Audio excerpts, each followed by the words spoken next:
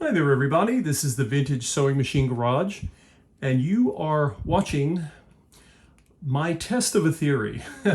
This is my promised video on attempting to find the right belt size for this lovely domestic branded white manufacturing or white sewing machine company designed Japanese Singer 15 clone. We'll just call it the domestic turquoise machine because that's a mouthful. This of course is a belt that I originally had placed on it. And when I had, just as a reminder, in order to get enough tension on this belt, I had my bracket. Of course, remember that when you're adjusting tension on a sewing machine of this era, there's a bracket that attaches to the motor and the motor pulley. And what we have is some adjustment. So you have some play here, which is designed to allow you to adjust the tension on the belt. The longer the belt, then the lower you have to place this bracket to get enough proper tension so that the belt will work with the motor. And I had this, I was doing some test stitching on the machine, and it stitches beautifully. However, I noticed that on one occasion the belt slipped.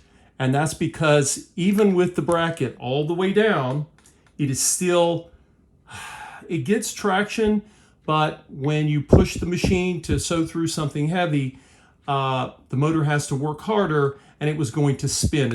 Imagine if you were stuck in the snow with your car and you hit the gas pedal and you start spinning your tires. It's sort of the same concept. So I thought, well, why don't I go and order? Then I made a video for you all showing you how I order things, and basically was going to order new belts, which I may end up having to do at some point, but I still have a number of belts in my inventory. So what did I do? I went back into my inventory of parts. As I showed recently, I had a white branded 940 model. It was built a good time after this machine, but it has a belt that I'm hoping will be small enough or short enough.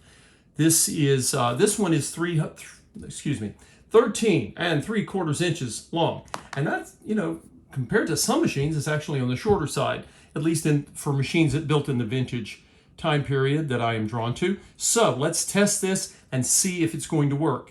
I hope it does, because if not, I'll have to I have a prospective buyer for this machine, and they may end up having to wait if I have to wait for a new belt. So what do we want this, by the way? You can, if you let's say the belt is extra short, you can always raise the bracket up to the high position, but ideally we want this bracket as much as possible so that the bolt is somewhere in the center. And the reason for this is because when you put a belt on, there is going to be some stretching, not a ton, but a little bit. So this gives you kind of a buffer in either direction. So without further, make sure that I have the belt. Let's bring you all around here. You can see I want to make sure that I have the belt in the groove of the hand wheel.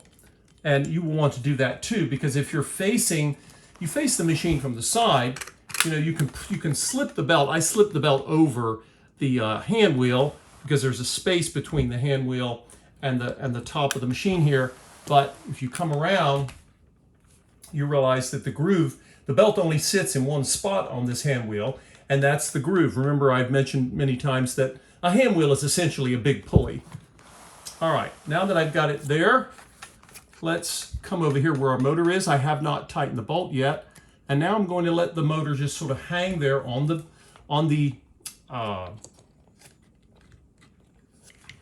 let's see here. Oh, I'm going to let the motor hang on the belt for just a moment. I'm going to see what now you'll notice my bracket is not ideal. I don't have the bolt in the center of it. However, this feels, there's more tension here. The belt doesn't have as much slack. So I'm going to guess that this belt is either 13 1/4 or 13.5 inches long.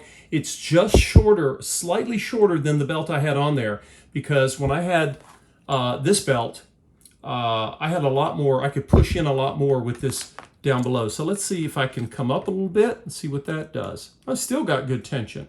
Anyway, I like this because what this is telling me is, I haven't even bothered to measure this belt because I can tell by the feel that this, what I would suggest, if by the way, if any of you are going to order a belt for a machine like this, I would suggest a 13-inch if you have this model or the white branded version of the same model. You may want to aim for a 13-inch belt if you need to replace yours. Maybe you don't. But this one here at 13 3/4 is too long. I think this is a 13 1/2. So I've basically gotten myself a little bit of shorter belt than I had. Even a 1/4 inch may not sound like much, but it might be enough to get the machine's belt. Oh yeah, this is clearly different. I've got this belt bolt. The bracket is not totally down, and this is actually very tense. I'm actually going to have to raise the bracket just a bit. And by the way, I've shown this process before. Adjusting the tension on the belt of a machine like this, it may look a little, well, it's one of the most analog things you can do, but I like that because it's still, when I push in, I'm getting a lot of tension. The reason you want to, there's a certain sweet spot that every machine has when it comes to belt tension. And what you want, I'm loosening the tension just enough.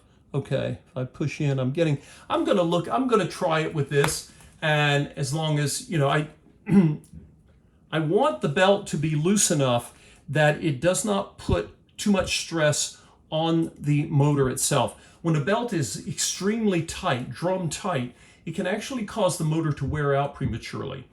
But obviously if it's too loose, you say, well, how will I know if it's too loose? You'll know because the belt will slip on you.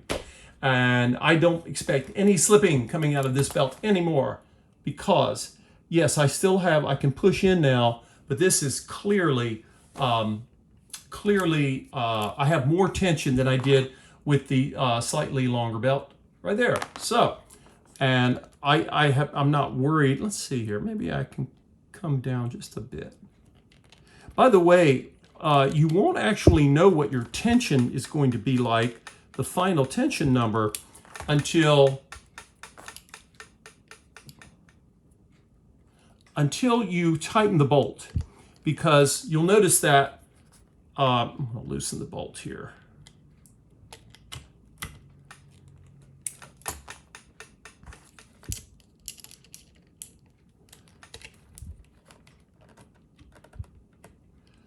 If you only have the bolt loose, you have the bracket on here and the bolt is not totally tightened, you may notice that you have more slack. But as soon as this bolt is tightened, and this is a bolt that you remember in an earlier video I should have shown, I put a drop of oil on the end of the threads. Just one drop was fine.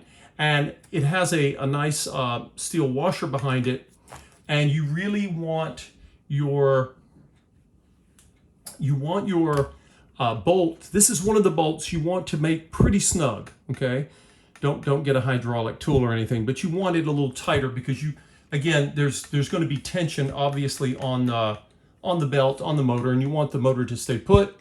All right, I'm really happy with that. I think we're in a good spot, and we'll just come over here and let's see how the belt lines up, because you want to make sure that your belt, when it's in the groove of the hand wheel, which is again your big pulley, you want it to be as straight as possible when it comes down and it meets the pulley of the motor. Okay, and there is some play. That's a natural bit of play that you will often see in these motors. There's nothing wrong with it.